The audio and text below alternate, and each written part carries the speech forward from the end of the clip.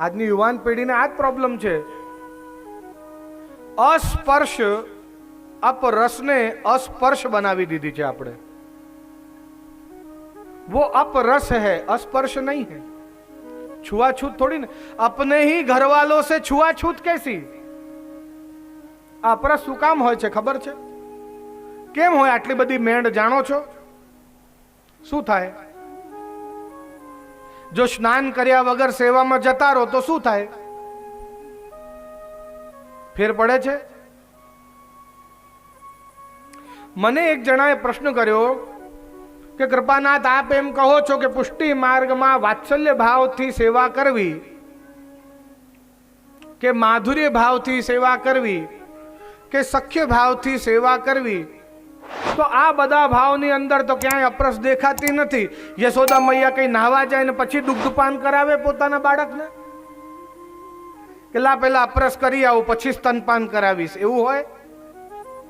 તો બાળક રડે ત્યારે એને ગોદમાં બેસાડીને સુવડાવીને સ્તનપાન કરાવે. મિત્ર કઈ એવું વિચારે કે પહેલા અપરસ કરું પછી એની જોડે ગેન ચોગાન રમીશ, એવું હોય કોઈ દિવસ? કે સ્વામીની કે પત્ની કે પ્રેમિકા એવું વિચારે કે હજી મેં અપરસ કરી નથી એટલે હું આપને પ્રેમ નહીં આપી શકું, દૂર રહેજો, એવું હોય? અપરસ એટલે શું? આ શબ્દનો અર્થ જાણો છો? અપરસ આજની તારીખમાં અપરસનો અર્થ બધા શું જાણે છે ખબર છે? આ નહીં અડકવાનું, તે નહીં અડકવાનું, આવું નહીં કરવાનું, તેવું નહીં કરવાનું, એ અપરસ. વાસ્તવમાં અપરસનો અર્થ શું છે ખબર છે? અપ એટલે ભગવાન અને એના રસમાં ડૂબ્યા રહેવાનો સમય, એ અપરસ, એવું છે. એ સાચી અપરસ. હવે એ અપરસમાંથી આપના મનને કોઈ પણ વસ્તુ બહાર કાઢતી હોય તો એ વસ્તુનું એ 1 કલાક કે 2 કલાક માટે ત્યાગ કરી દેવું, એને અપરસ કહેવાય. નહીં સમજો? આપનો મોબાઈલ ફોન છે, એ વાગે એટલે પ્રભુમાંથી ચિત્ત ખસે. પ્રભુના રસમાં જે ડૂબ્યા છો એમાંથી બહાર નીકળી જાઓ એટલે મોબાઈલથી અપરસ છોવાઈ જાય. આ એવું છે નથી? તો શંખ ચક્ર ગદા પદ્મની જેમ 24 કલાક આપણે પાસે જ રાખીએ છીએ આ મોબાઈલને, આપણા આયુધ હોય એમ. નથી રાખતા? હા કે ના બોલો તો ખરા? હા, તો અપરસ નથી છોવાઈ જતી? પેલો નાનકડો બાળક દોડતો દોડતો આવે છે કે મારે આ જારી ભરવી છે, એ દૂર ખસ, એ બિચારાને એવી બીક લાગે બીજી વખત આવે જ ના. એને પ્રેમથી સમજાવવાનું કે બેટા તારા બ્રહ્મ સંબંધ થશે ત્યારે તને સેવાનો અધિકાર મળશે, ભગવત સ્પર્શ કરવાનો અધિકાર મળશે. તું આ બીજી બધી ટહેલ કરજો, આ કર. હને એને એમ સમજાવો. એને તમે આમ તાડશો તો દૂર જતો રહેશે, પછી એને નજીક આવવાનું મન નહીં થાય. અપરસ વાસ્તવમાં ભગવદ રસનું પાન કરવાનો સમય છે અને એના રસમાં ડૂબ્યા હોઈએ ત્યારે કોઈ પણ વસ્તુ એની આડે આવે તો અપરસ છોવાઈ જાય. આજે શું તકલીફ થઈ છે ખબર છે? નવા વાહન ચલાવતા શીખવાની તૈયારી કરતા હોઈએ એટલે પેલી ડ્રાઇવિંગ સ્કૂલ જોઈન કરીએ આપણે, ને ડ્રાઇવિંગ સ્કૂલમાં જે ટીચર બેઠા હોય, જે આપણને શીખવાડવાના હોય, એ બાજુમાં બેસી જાય. એ આપણને શીખવાડે, જો આને એક્સિલેટર કહેવાય, આને બ્રેક કહેવાય, આને ક્લચ કહેવાય, આને ઇગ્નિશન કહેવાય. ઇગ્નિશનમાં ચાવી નાખવાની, ચાવી ભરાવાની એટલે ગાડી સ્ટાર્ટ થાય. પછી તારે ક્લચ દબાવવાનો, ક્લચ દબાવીને ગિયરને ફર્સ્ટમાં નાખવાનો, પછી ધીરે ધીરે ક્લચ છોડવાનું ને ધીરે ધીરે એક્સિલેટર દબાવવાનું એટલે ગાડી આગળ વધે. હવે થોડી થોડી ગાડી ચાલતી થાય એટલે પછી એક એક હવે ક્લચ દબાવો ફરીથી ને સેકન્ડ ગિયર નાખ એટલે આપણે સેકન્ડ ગિયર નાખીએ ગાડીમાં. એટલામાં જ સરસ મજાનો એક મયુર નૃત્ય કરતો હોય ને પેલો ટીચર કે જોજો કેટલો સરસ મોર છે, જોજો. તો આપ શું કહો એને કે ટીચર સાહેબ આજે પહેલો જ દિવસ છે, પેલા મોરમાં જ ઘૂસી જશે ગાડી, રહેવા દો. હે ને? પણ જેમ જેમ આપણે ગાડી ચલાવતા થઈએ, એક્સપિરિયન્સ થતું જાય, 1 વર્ષ વીતે, 2 વર્ષ વીતે, એટલે પછી આપણે આપણા ટીચરને કહીએ કે જો ટીચર મોર છે ત્યાં જો, ગાડી પણ ચાલતી જાય ને મોર પણ જોવાતો જાય. નહીં? આપણી તકલીફ શું છે ખબર છે? આપણને સેવા કરતા 50 વર્ષ થઈ જાય છે તોય આપણે ડ્રાઇવિંગ સ્કૂલના પહેલા દિવસની જેમ જ વર્તન કરીએ છીએ. જારી આમ જ ભરવાની, આમ જ નહાવાનું, આમ જ હાથ ધોવાના, આમ જ કરો. હજી ક્લચ, બ્રેક, એક્સિલેટર, સ્ટેરિંગ, ગિયરમાં જ અટવાયા છે. હજી આગળ વધ્યા જ નથી. હજી ત્યાં જ એ જ ડ્રાઇવિંગ સ્કૂલનો પહેલા દિવસમાં જ અટવાયેલા છીએ. આજે જ કેટલું સુંદર પદનું ગાન ચાલતું. હું આવ્યો ને ત્યારે જોતા હૈયું ને હરખાય, નિરખતા લોચનિયા લલચાય. એ તો જોવાતું જ નથી. તું નહીને આવ્યો તે કેમ આવા કપડાં પહેર્યા? આ તો ત્યાં મૂક્યા હતા ને. અહીંયા કંતાન કેમ ના પાથર્યું? અહીંયા પાણી કેમ ના રેડ્યું? ભાઈ પણ જેના માટે અપરસ કરો છો એ પ્રભુ તો જુઓ આજે સ્મિત કરે છે કે નહીં. એ પ્રભુને તો જુઓ કે આજે કઈ માંગે છે કે નહીં. એને આજે બુંદી જ આરોગવી છે કે મોનથાલ પણ આરોગવો છે? આપણે હજી ક્લચ બ્રેક ને એક્સિલેટરમાં જ અટવાયેલા છીએ 50 વર્ષ પછી પણ. આવી આપણી દશા છે. અને જેના માટે અપરસ કરીએ છીએ એની તો ચિંતા જ નથી. આવી દશા થઈ ગઈ છે. હજી ક્રિયાઓમાં અટવાયેલા છીએ કે જારીજી પર નેવરો આમ વીંટવાનો, આમ નહીં વીંટવાનો. લાલ નેવરો જ શું કામ હોય? પીળો કેમ ના હોય? સફેદ કેમ ના હોય? ખબર છે આ વાત? લાલ નેવરો જ કેમ હોય? નહીં. હવે આપનો કોઈ યુવાન બાળક આપને પૂછે તો શું જવાબ આપો? પછી એ શું કે ખબર છે? મારા દાદાને કઈ ખબર નથી, આંધળી ભક્તિ કરે છે, મારે આવું કરવું નથી. જો પોતે જ બોલે છે. હું તો બોલ્યો જ નથી. જો જાતે સ્વીકારે છે કે નથી. કેમ સ્ત્રીઓ પંચાંગ દંડવત જ કરે છે, સાષ્ટાંગ દંડવત કેમ નહીં? એ ખબર છે? નહીં. જો આવા બધા જવાબ આપને નહીં મળે, જો કોઈ પણ ગલીમાં પ્રવેશ કરવા જાઓ ને એકદમ અંધારું હોય તો એમાં 2 વખત વિચાર કરો જતા આપ બી. આજકાલના યુવાનને શું થઈ રહ્યું છે ખબર છે? જે ગલીમાં આપણે એને ચાલવાનું, જે માર્ગ પર આપણે એને ચાલવાનું કહીએ છીએ ને, એ માર્ગ વિષય એક પણ ઉત્તર, એક પણ સમાધાન આપણી પાસે નથી. જ્યારે યુવાન આપણને પૂછે છે કે બાપા આ શું કામ કરવાનું? છાનો માનો કર, તને કહું છું એટલું કર, પૂછવાનું નહીં આ બધું. આવો જવાબ હોય છે આપણી પાસે. કેમ?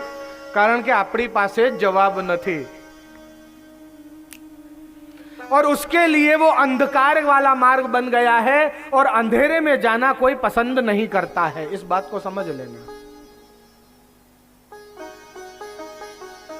સ્ત્રીઓના સ્તનપાન કરીને આપણે મોટા થયા. જો સ્ત્રીઓ સાષ્ટાંગ દંડવત કરે તો એનું વક્ષસ્થળ ભૂમિને અડે તો ભૂમિમાં આપણને શ્રાપ આપે છે કે તે સ્ત્રીઓનો અનાદર કર્યો, એટલે સ્ત્રીઓને સાષ્ટાંગ દંડવત નથી કરવાની. કારણ કે સ્ત્રીઓનો સન્માન છે, આદર છે. સ્ત્રીઓને પંચાંગ જ દંડવત કરવાની છે. જારીજી પર લાલ નેવરો 2 કારણથી છે. એનું વિજ્ઞાનનું કારણ એ કે 3% ગરમીને રિફ્લેક્ટ કરે છે, અને એનું ધાર્મિક કારણ એ કે ચુનરીનું સ્વરૂપ છે ને યમુનાજી ચુનર ઓઢીને ઠાકોરજીના સન્મુખ થઈ રહી છે, માટે લાલ નેવરો ધરાવવામાં આવે છે. દરેક પ્રશ્નના જવાબ છે પુષ્ટિ માર્ગમાં. આપને ખબર ના હોય એટલે જવાબ નથી એવું નથી. કંઠી કેમ પહેરવાની, બ્રહ્મ સંબંધ શું કામ લેવાનો, બધાના જવાબ છે. હું તો વાસ્તવમાં માનું છું કે પ્રશ્ન કરો. જો પ્રશ્ન કરશો તો સમાધાન મળશે. જો પ્રશ્ન જ નહીં કરો તો આપને જ્ઞાન નહીં મળે, અને જો આપને જ્ઞાન નહીં મળે તો આવનારી પેઢીને જ્ઞાન નહીં આપી શકો. પુષ્ટિ માર્ગ જેટલું ઉજ્જવળ માર્ગ કોઈ છે જ નહીં બીજું આજની તારીખમાં. ને આપણે જ એને અંધકારનું માર્ગ બનાવી રહ્યા છીએ, ઉજ્જવળ નહીં. કારણ કે આપણી પાસે જવાબ જ નથી. ક્લચ બ્રેક એક્સિલેટર માંથી બહાર નીકળો. હવે તો આપને ગાડી ચલાવતા આવડી ગઈ છે. હવે એ મધ્યમાં બિરાજતા પ્રભુ કેવા સોહાઈ રહ્યા છે એનો આનંદ લો. પ્રભુને ક્યારે પૂછો છો આમ બે વસ્ત્ર આમ સામે મૂકીને કે આજે પ્રભુ આ લાલ ધરું કે પીળા ધરું? આવું પૂછો છો કોઈ દિવસ? હા કે ના તો કહો. ના કહેવાય નહીં ને હા કહી નથી શકતા.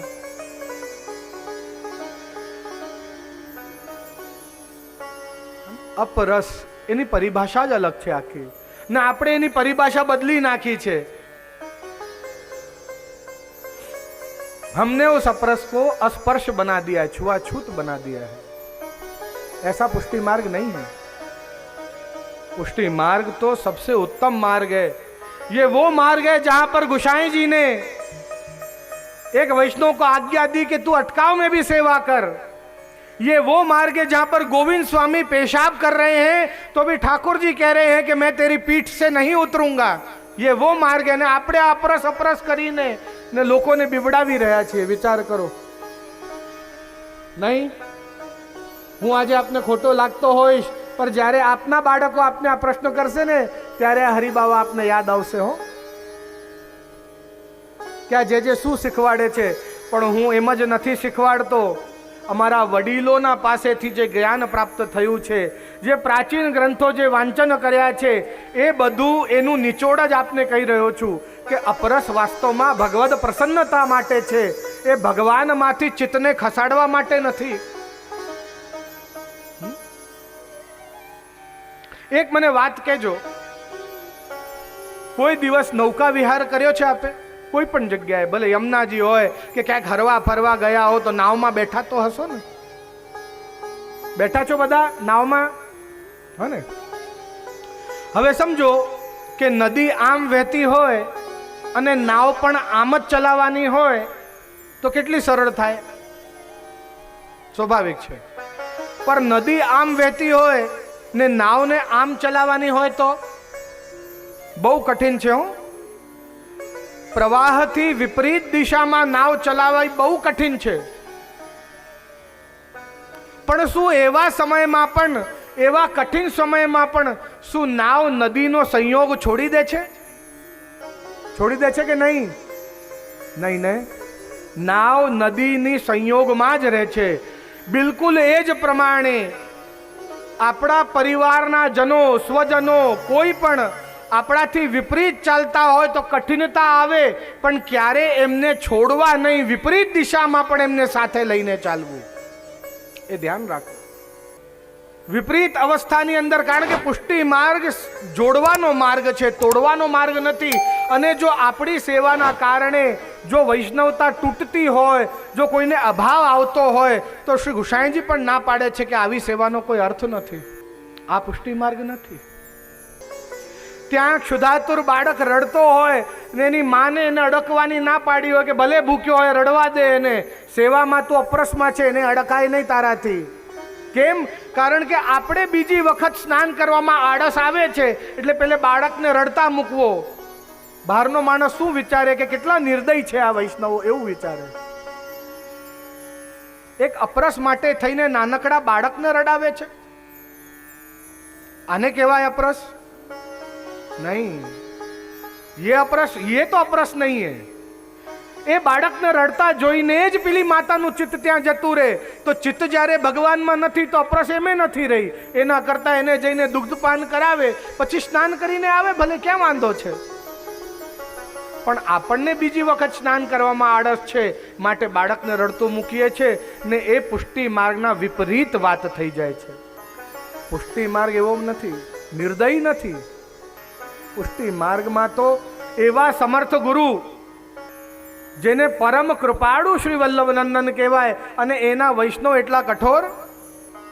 પરમ કૃપાળુના વૈષ્ણવ એટલા કઠોર. આવું કોઈ કહી જાય તો અપમાન થાય, આપણું પણ ને આપના ગુરુનું પણ. જો કઠોરતા અને સૌમ્યતાની વાત ઉપર જ મને ગોપાલ બાપાનો પ્રસંગ યાદ આવ્યો, ખૂબ સુંદર. એક વખતની વાત છે, શ્રી ગોવિંદરાયજી એમના ગુરુ છે, બરાબર છે ને? ગોપાલ બાપાના શ્રી ગોવિંદરાયજી પોરબંદર. એટલે એમની પાસે જઈને ને એક વૈષ્ણવ ફરિયાદ કરી આવ્યા કે સેવક આપના છે, પણ પેલા કામવન ઘર સપ્તમ ઘરવાળા પેલા બ્રજેશ કુમારજી છે ને, એમની સાથે ખૂબ ફરે છે. એટલે ગોવિંદરાયજીએ બોલાવ્યા, ગોપાલભાઈને બોલાવો ભાઈ. તો ગોપાલભાઈ આવ્યા, દંડવત કરીને ત્યાં પોરબંદરને દંડવત કરીને બેઠા. હવે પ્રસંગ અહીંનો છે, નવા ગામનો કે પોરબંદર ગયા ગોપાલભાઈ એ મને બહુ ખ્યાલ નથી, પણ એમને જઈને દંડવત કરીને બેઠા. ગોવિંદરાયજી કહેવા લાગ્યા પેલા વૈષ્ણવ ને બીજો વૈષ્ણવ કે હવે કે તું શું કહેતો તો? આમની સામે જ કે પાછળથી કે સારું ન લાગે કે કૃપાનાથ સેવક તો આપના છે, પણ કામણવાળા શ્રી બ્રજેશ કુમારજી સાથે ખૂબ રહે છે. આ તો સારી વાત ના કહેવાય. ત્યારે આપને ખબર છે શ્રી ગોવિંદરાયજી એટલા બધા દૈન્ય, એટલા બધા કૃપાળુ, એમને શ્રી ગોવિંદરાયજી શું આજ્ઞા કરી ખબર છે? ગોપાલદાસ, મને તારા પર ગર્વ છે. તું મારો સેવક છે માટે વલ્લભના જ શરણે ગયો, નકર તો કોઈ બીજા આચાર્યના શરણે બીજા માર્ગમાં જતો રહ્યો હોત. આવા વચનો હતા ગોવિંદરાયજીના. બોલો, એટલા કૃપાળુ, એટલા દૈન્ય. મને મારા સેવક પર વિશ્વાસ છે કે મારો સેવક વલ્લભની શરણ સિવાય બીજા કોઈની શરણ નહીં લે. કેટલી ઉત્તમ વાત છે. જો આવા કૃપાળુ જ્યારે આપણા ગુરુઓ હોય, આપણા આચાર્યો હોય ને આપણે આટલા કઠોર થઈ જઈએ પરિવારમાં, તો શું આપણને એ સારું ઉદાહરણ આપી રહ્યા છીએ આપણે એક વૈષ્ણવ રીતે થઈને? નથી ચતુર્બુદ્ધ દાસનો પ્રસંગ આવતો. આપણે ચતુર્બુદ્ધ દાસજીની નંદદાસજીનો પ્રસંગ આવે છે. નંદદાસજી પેલી છત્રાણીને, કુરુક્ષેત્રમાં પેલી છત્રાણીને જોયા જ કરે રોજે. જ્યાં સુધી એના દર્શન ના કરી લે ત્યાં સુધી જલપાન ના કરે. આખા ગામમાં વાત ફેલાવા લાગી. છત્રાણી બહાર આવવાનું બંધ કર્યું, એને જલપાન ના કર્યો. આખો દિવસ નીકળી ગયો, એની દશા બહુ જ બગડી ગઈ. ગામવાળા કહેવા લાગ્યા, આ છત્રાણી સુધી વાત પહોંચાડો. તો છત્રાણીની એક દાસી હતી, એ દાસી સુધી વાત પહોંચાડી. દાસી જઈને છત્રાણીને શું કહ્યું ખબર છે? અરે છત્રાણી, તારા ગુરુને બધા પરમ કૃપાળુ કહે છે, જો તારો નામ લેતા લેતા આ બ્રાહ્મણનો દીકરો અહીંયા મરી જશે તો તારા ઉપર નહીં પણ તારા ગુરુ ઉપર દાગો લાગી જશે. આમ કઠોર ના બન, દ્વાર ખોલ. આ બ્રાહ્મણ કાંઈ કહે છે ખરો તને? માત્ર તારા દર્શન જ કરે છે ને, એને દર્શન આપી દે. ગુરુની કાની કેવી આપે છે જુઓ, કે જેના ગુરુ એટલા સમર્થ છે, જેના ગુરુ એટલા ઉદાર છે, એનો શિષ્ય આવો હોય કઠોર? આપણે પુષ્ટિ માર્ગીય ભગવદીય વૈષ્ણવ છીએ. આપણે તો ઉદાહરણ બનવું જોઈએ બીજા બધા માર્ગો માટે. આ બધા જ માર્ગો આપણામાંથી નીકળેલા છે. આપ જાણો છો આ વાત. અને પછી આપણે એટલી કઠોરતાથી વર્તન કરીએ એ બરાબર નથી. એ વાત હૃદયને સૌમ્ય રાખો, દૈન્ય રાખો, ત્યારે વૈષ્ણવ કહેવાય. નથી કહેતા વૈષ્ણવ જન તો તેને રે કહીએ, પીડ પરાઈ જાય.